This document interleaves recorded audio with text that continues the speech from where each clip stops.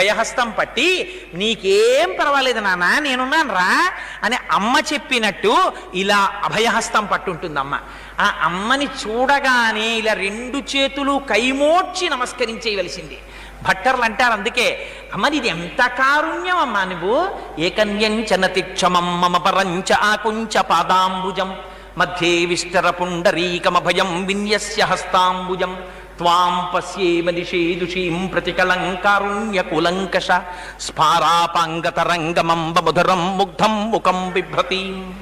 అమ్మ నువ్వు పద్మాసనం వేసుకుని కూర్చోవలసినటువంటి తల్లివా, అటువంటి దానివి నేను వచ్చానని అయ్యో తామర పూలు పట్టుకొచ్చాడు కొడుకు, నా కాలు కింద పెట్టకపోతే పాదం మీద పువ్వులు పెట్టడం కుదరలేదని బెంగ పెట్టుకుంటానని అమ్మ నా కోసమని ఒక కాలు కిందకి చాపి ఇంకా నేను అసలు నోరు విప్పి అడగక ముందే నువ్వు ఇలా అభయహస్తం పట్టేశావా.